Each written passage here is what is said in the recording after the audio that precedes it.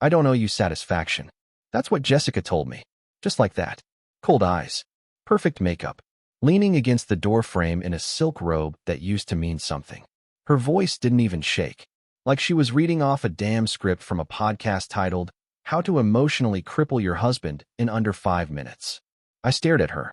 Not because of what she said, but how easy it rolled off her tongue. Like she wasn't just throwing a grenade into our marriage. Like she wasn't looking into the eyes of the man who built her life from the ground up. The man who paid off her student loans, got her out of her waitress job, bought her the damn Range Rover she now parked outside her lover's place like a trophy. I was done asking. Done begging. Done explaining to a woman who clearly thought loyalty was optional. So I played along. Smiled. Okay, I said. You don't owe me satisfaction. She smirked. That same smug smile she gave when she thought she'd won. Like she was scoring points in a game I never agreed to play. But she didn't know the rules had just changed. See, I used to be the guy who'd come home early with flowers. The guy who canceled poker nights because she had a bad day. The guy who thought marriage was a team sport.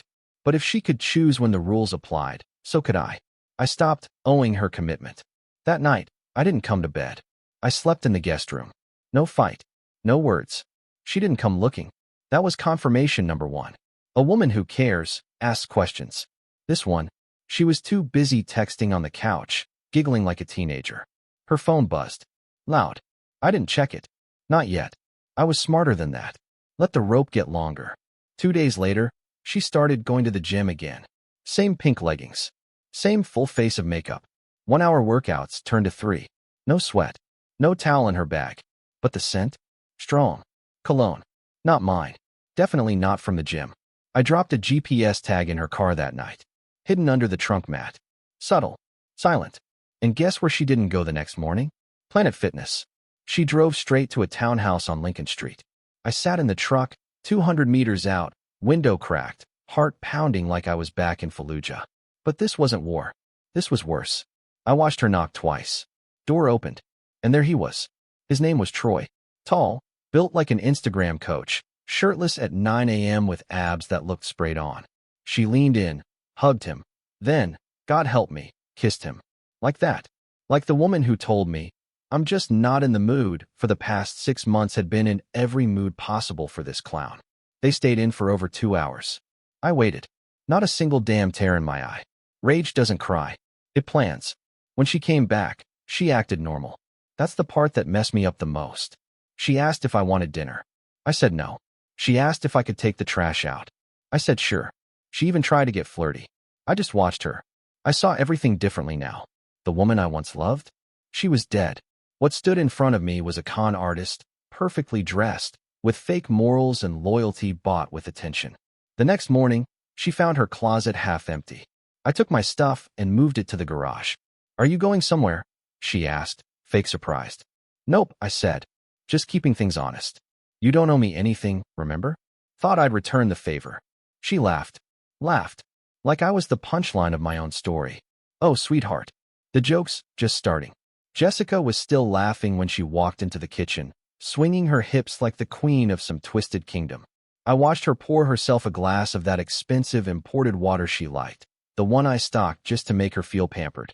She took a sip, leaned against the counter, and looked at me with mock curiosity. So, this is your little tantrum? She asked, raising an eyebrow. Because I'm not performing like some house pet on command. My jaw clenched, but I smiled. That calm, chilling kind of smile that unsettles the person across from you because they can't figure out what you know. I didn't respond. Just grabbed my car keys and left. Because I wasn't going to argue with her anymore. I was going to bury her, legally, emotionally, and socially. But slowly. First stop, Chris. My best friend and criminal defense attorney. Guy's been through 2 divorces and knows the system better than half the judges in our state. I told him everything. Showed him the footage from the GPS tracker I'd pulled from her car, showed the time logs, photos, even cross-referenced her gym check-ins.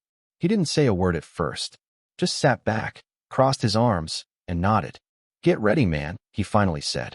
You're gonna see a side of her you didn't know existed. I laughed. I've already seen it. No, he said. That was just the appetizer. That night, I came home early. Jessica was in the shower. Her phone was on the nightstand. No passcode. She never bothered. Thought I trusted her too much. I did. Once. I opened her messages. Found a hidden conversation thread labeled hairstylist woman getting haircut. Clever. Inside were dozens of messages. Pictures. Voice notes. God, she even sent him a video of herself doing things she swore she hated. And the captions? I've never felt this alive before. He's so clueless. I could come home with your scent on me, and he still wouldn't notice. She was talking about me. I wanted to throw the phone. Smash it. Wake her up and scream every word I just read back into her lying face. But I didn't. Because Chris was right. The appetizer was over. Now it was time for the main course. The next few days, I flipped the script. I played the loving husband. I kissed her cheek in the mornings. Texted her sweet nothings during the day.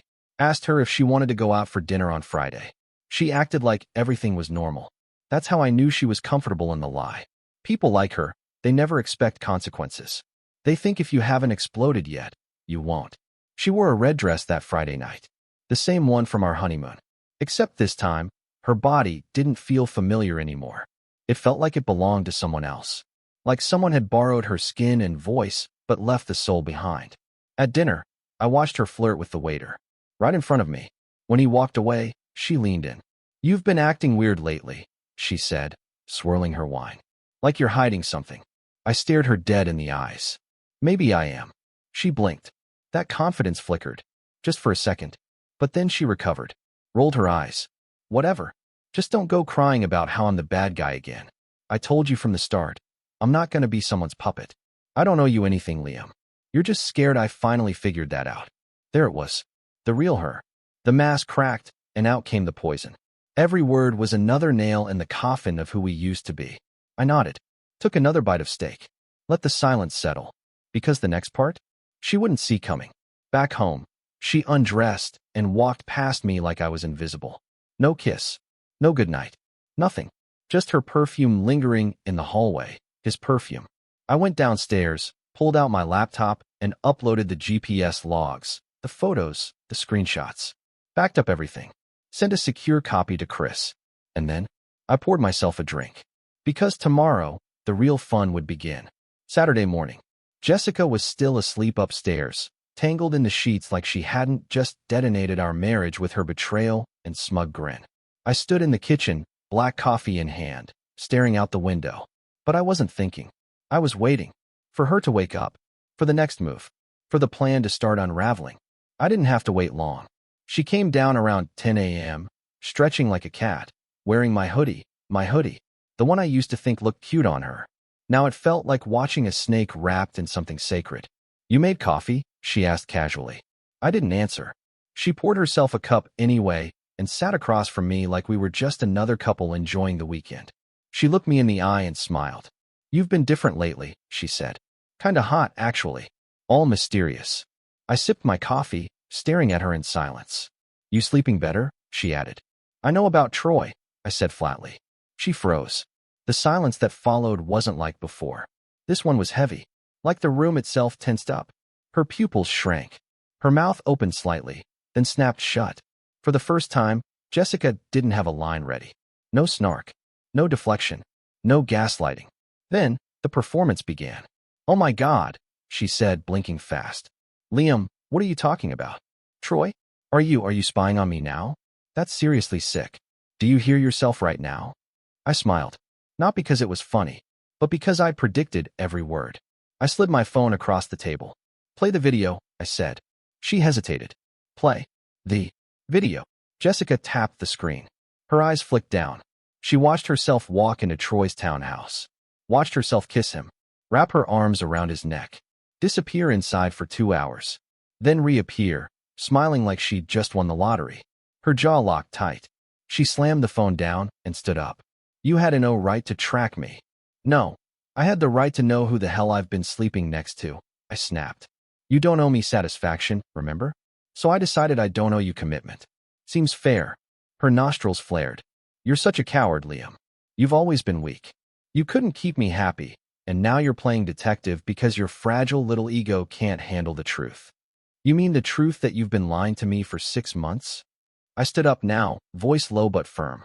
Sending videos to some wannabe fitness model while pretending to be exhausted every night? You disrespected this house. Our vows. Me. You didn't just cheat.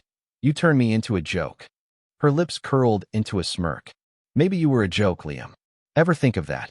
You work your little 9 to 5, bring home flowers, think that makes you a man? Troy made me feel something you never could. He doesn't beg for affection like some lost puppy. My hands clenched at my sides. But you know what the difference is? I said, stepping forward, calm as ever.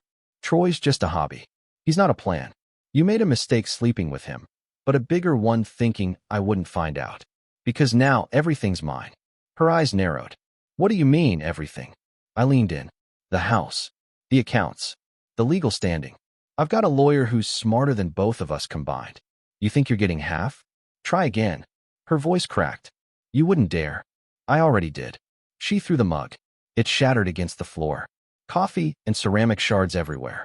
I gave you the best years of my life, she screamed. I could have had anyone. I stayed with you out of pity. I just looked at her. For the first time, I truly saw her. Not the woman I married, but the creature underneath. Vain. Entitled. Cruel. I don't want your pity, I said quietly. I want your silence. You'll hear from my lawyer by Monday. I walked out. Let her scream behind me. Let her throw whatever she wanted. Because this wasn't the beginning of a fight. This was the beginning of her end. Sunday morning. Quiet. Too quiet. Jessica didn't come out of the bedroom all night. I could hear her pacing. Probably calling Troy, crying to him, begging him to say something that would make her feel less like the traitor she'd just been unmasked as. But the thing about people like her, they don't cry because they're sorry. They cry because they lost control. I was sitting in the garage, surrounded by the stuff I'd moved out of our bedroom. Not because I was kicked out, but because I refused to share space with filth. Her perfume still lingered in the closet. That same sickly vanilla lavender mix that used to make me smile, now just smelled like betrayal. That morning, I had one goal: full control. By noon, the divorce paperwork was filed. Chris sent over the official petition with all the evidence attached. Infidelity, emotional abuse, marital misconduct. Oh, and guess what? Jessica had signed a postnup 2 years ago when I invested in a startup that ended up making us more than $500,000. She thought it was romantic back then. Now, it was her noose. By 1 p.m., I'd locked her credit cards. By 3 p.m., the Range Rover was repossessed. It was under my business name. And by 5 p.m., her world started crumbling. She stormed into the garage in ripped leggings, mascara smudged, holding her dead phone. You froze my accounts, she yelled, voice shrill and shaking. You took my car. I didn't even flinch. You don't owe me satisfaction, Jess. So I figured I don't owe you financial security. You're a monster, she hissed. You're doing this because I wanted to feel loved somewhere else. That's your ego talking. No, sweetheart. That's your consequences knocking. She grabbed the divorce petition I'd left on the counter and flipped through it like it was written in a foreign language. Her hands trembled when she reached the annex with the photos, the call logs, the GPS timestamps. Are you trying to destroy me? She whispered. I stood, walked toward her, looked her right in those wide, fake lashes. No, I'm just showing you what life looks like when I stop owing you love, effort, and commitment. She stepped back. Suddenly, her power was gone. The confidence, the smirk, the arrogance. She looked small, like a queen without a kingdom, a snake without venom. But even then, she couldn't stop lying. You know I never meant to hurt you, right? She started, blinking fast. I was confused. I thought maybe we lost the spark. Troy, he just made me feel alive again. But it didn't mean anything. Then why'd you send him a video of you wearing my hoodie, telling him you wished I'd just disappear? Boom. Silence. Her mouth opened, closed. That was just talk. No, I said, that was you. Finally being honest with someone. And it wasn't me. She sat down on the steps, burying her face in her hands. I could see the gears turning. Not about what she'd done, but how she could still win. You really think you're going to come out of this looking good? She spat suddenly. You think people won't know you're a bitter, controlling husband who couldn't handle a strong woman? I laughed. Actually laughed. You're not strong, Jess. You're reckless. You mistook tolerance for weakness. And you used love like it was a weapon. But you forgot. Some of us learn. And when we do, we don't repeat mistakes. She stood again, defiant. You'll regret this. No, I said, walking past her. The only thing I regret is not seeing who you really were sooner. That night, I changed every password. Bank, social media, streaming services, even the damn Netflix account. She tried logging in. I got the notifications. And it felt good. Not because I'm petty. Because I was finally free. No more eggshells. No more lies. No more fake kisses or silent treatments. The woman who said she didn't owe me satisfaction, now she owned nothing. By Monday morning, Jessica was gone. Not permanently. She wasn't that smart, but just long enough to regroup. Probably crashed at some girlfriend's apartment, crying crocodile tears and spinning the story to make herself the victim. I could already hear her words. He went crazy, he took everything. I didn't even cheat, it was just emotional. Yeah, right. But she wasn't the only one I had unfinished business with. Troy, the gym rat with the IQ of a protein bar and the morals of a stray alley cat. I'd done my digging. Found out where he worked, some boutique fitness therapy place that charged rich, bored women $300 an hour to be stretched and complimented. He had an online presence too, shirtless videos, dumb motivational quotes, and the occasional deep post about inner peace while he blew up another man's marriage. I decided to introduce myself. I walked into his gym around 11 a.m. calm, cold, collected. The receptionist greeted me with a fake smile. Do you have an appointment? I'm here to see Troy. Liam Carter, I said. She blinked. Oh, he's just finishing up with a client. You can. Troy walked out of the hallway right then, wiping sweat off his neck with a towel. When he saw me, his eyes widened just enough for me to know. He knew exactly who I was. Hey, he said, voice awkwardly upbeat. Can I help you? You've already helped yourself, haven't you? I replied. To my wife. My house. My life. He swallowed. The receptionist started looking nervous. Bro, I didn't know. She told me you guys were separated. I swear. I laughed. That's your defense? You believed a woman who hides her affair under the name hairstylist? Cute. Look, man, it wasn't personal. Oh, it's personal now. I stepped closer, slow and steady. You think you just sneak into someone's home through their wife and walk away untouched? You think there's no price for crawling into a marriage like a maggot and feeding off the decay? Troy took a half step back. Are you threatening me? I leaned in. No, I'm informing you. Then I dropped a folder on the counter, a cease and desist letter. From Chris, legally drafted, complete with a no-contact clause and a lovely little pre-suit warning if Troy dared show his face near Jessica or me again. This is just the first page, I said. The rest? That's for the court. Harassment. Homewrecking. Interfering with a legal union. You want to play adult games? Let's play. But I don't think your little gym gig can survive a civil lawsuit, can it? He didn't answer. Just stood there like a deer in headlights. You're a parasite, Troy. Enjoy your 15 minutes. Because your name? It's about to get really, really searchable. And then I walked out. Did I want to hit him? Yeah. Every cell in my body begged for it. But this wasn't about bruises. This was about legacy. And I was going to destroy them both, cleanly. Back home, Jessica was waiting in the driveway. Tears in her eyes. Too late. I heard what you did to Troy, she said. He could lose everything. You mean like I did? I said, stepping past her. She followed. I messed up, Liam. I was lost. I didn't think you cared anymore. I thought we were already done. I turned on her. Don't lie to me now. Don't you dare use my silence as an excuse for your betrayal. She wiped her face. I thought he loved me. You thought he was your escape. But you were never running from me. Jessica, you were running from yourself. She reached for my hand. I stepped back. Don't touch me. You made your choice. She was trembling now. No more smirks. No more fake confidence. Can't we fix this? No. You broke it in every way that matters. And now you get to sit in the wreckage. I left her standing there on the porch, mascara running, Range Rover gone, house slipping through her fingers, and her little plaything in full panic mode. She wanted freedom? Now she had it. Welcome to life without me. 2 days passed. I thought Jessica would finally back off, finally realize the game was over and she had lost. But people like her? They don't retreat gracefully. They don't bow out when the curtain falls. No, they claw and scream and burn down what's left, just to feel like they still have power. On Wednesday, she made her next move. I pulled into the driveway after a meeting with Chris, and there it was, her car. How? The Range Rover had been towed. The bank had it. But parked in front of the house was a black Mercedes, way too clean for someone broke. And standing beside it, Jessica, with her mother. A walking, breathing preview of Jessica 30 years from now, Botoxed into oblivion and eyes like daggers. Cheryl was a master manipulator in her own right, the original villain behind Jessica's drama, the queen bee who taught her daughter how to use men like wallets with beating hearts. I stepped out of the car, jaw clenched. Cheryl waved like we were old friends. Liam, so good to see you, honey. I ignored her. Jessica, why are you here? She stepped forward, arms crossed. Different vibe now. Less tears, more corporate. We need to talk. No, we don't.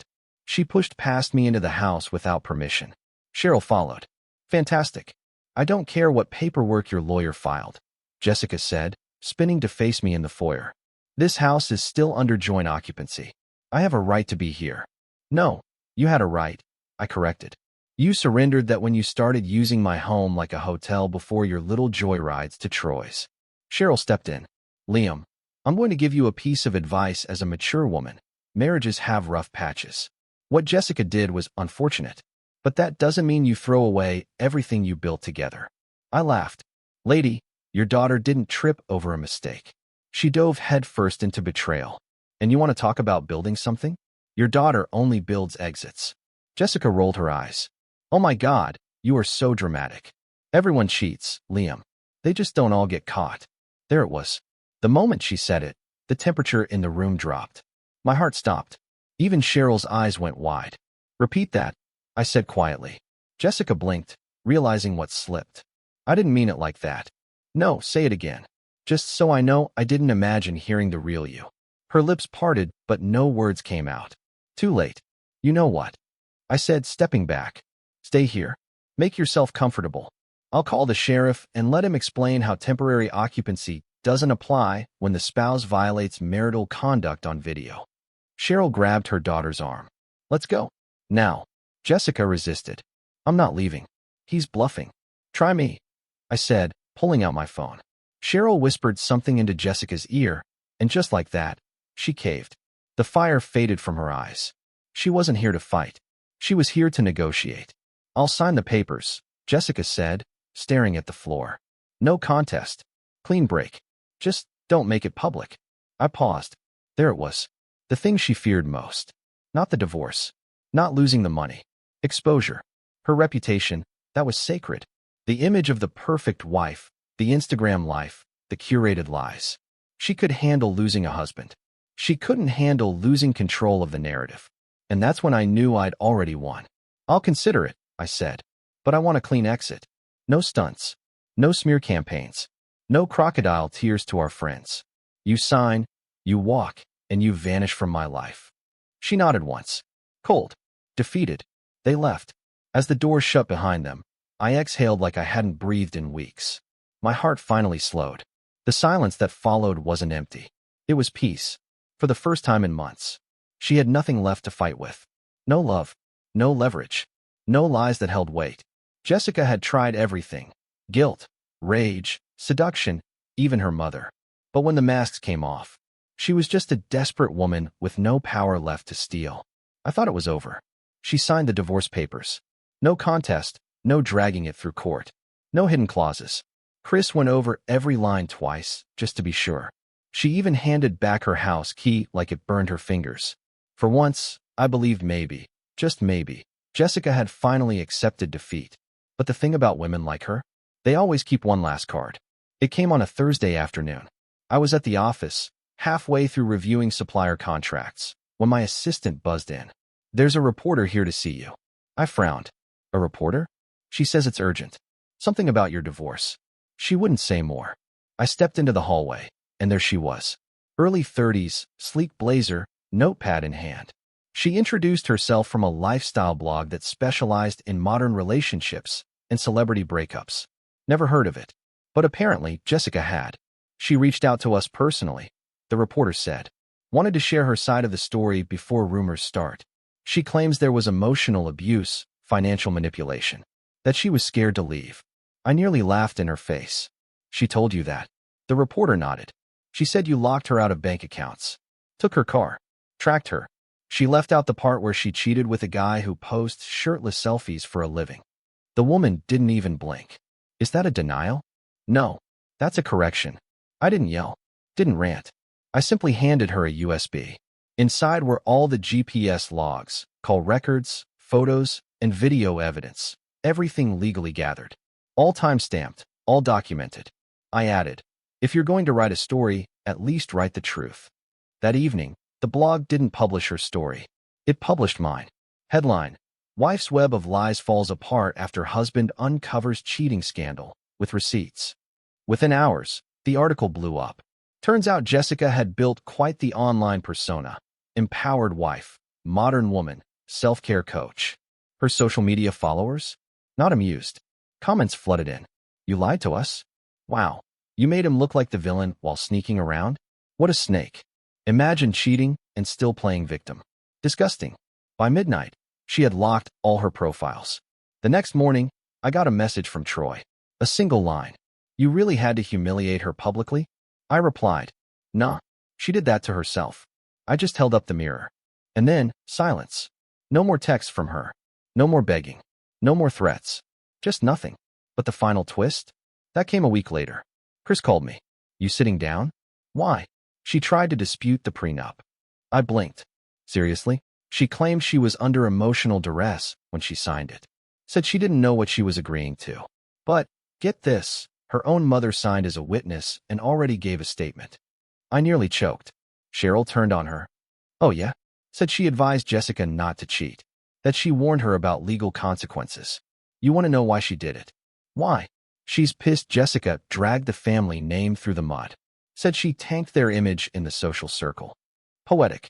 Her mother, the same woman who once defended her betrayal, now siding with me to protect herself. Loyalty built on sand crumbling under public embarrassment. That night, I poured a whiskey. Sat in my backyard alone, under the stars. No noise. No chaos. Just the quiet hum of a man who walked through fire and came out cleaner. I thought about everything. The lies. The insults. The games. And I realized something simple. She never loved me. Not really.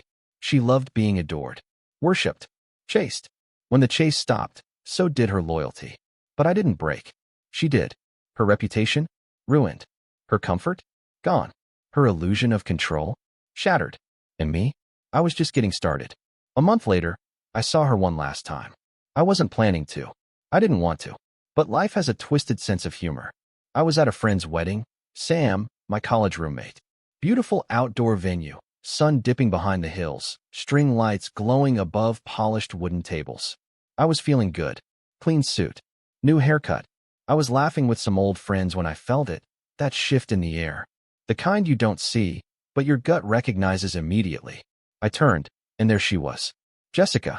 Alone. She looked thinner. Makeup heavier. Hair bleached a little too bright. Like she was chasing some new version of herself she hadn't earned. Her dress was too tight. Too loud for the occasion. She hadn't been invited. Sam's wife later told me she came as a +1 with some distant cousin. Someone who clearly didn't know the drama. I didn't walk over. I didn't stare. But she did. She waited until I was alone by the bar, then drifted over like a ghost still trying to haunt the house it was evicted from. Liam, she said, quiet but sharp. You look good. I didn't answer right away. Just sipped my whiskey and looked at her like she was a stranger who vaguely resembled a bad memory. You came to a wedding alone? She asked. That's not like you. I turned to face her fully. Neither is lying, cheating, and torching a marriage.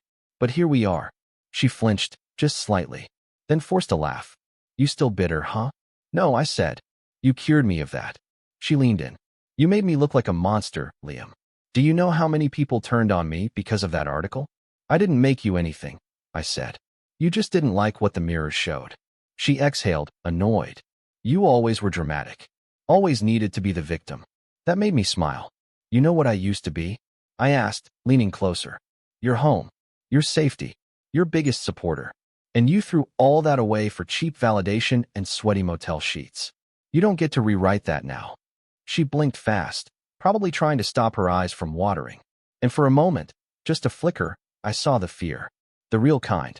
Not of me, not of the past, but of herself. Of who she had become. I didn't know how to fix it, she whispered. I was drowning. You stopped talking to me. You stopped listening, I said. And then you ran off and opened your arms to the first guy who gave you butterflies. without checking if he could even carry them. She wiped her eye and stepped back. You'll never forgive me, will you? No, I said. But I've accepted it. I don't need an apology. I don't need closure. I was the closure. She nodded slowly. I thought I'd be happier by now. I know, I said. You thought you were escaping a cage. Turns out, you were breaking out of a palace and into a dumpster. She laughed at that. Not a real laugh. One of those broken ones that tries to hide behind pride. Then she turned, heels clicking on the stone path, walking back into the crowd. And just like that, she was gone. That night, I sat under the stars again. But this time, there was no whiskey. No bitterness. Just stillness. Because I wasn't just a man who survived betrayal. I was a man who rebuilt from it. I started dating again, not looking for a rebound, but connection. Real, deep, earned connection. I rebuilt my house, my mindset, and most importantly, my boundaries. I no longer begged for love. I no longer stayed quiet when something felt off. I learned to see people clearly, not for who I wanted them to be, but for who they really were. And if there's one thing I'd tell anyone walking through what I did, it's this. Trust your gut. Stop chasing people who run from you. And never, ever apologize for leaving someone who made you feel small. Jessica was the storm that wrecked my home. But I became the architect of something better.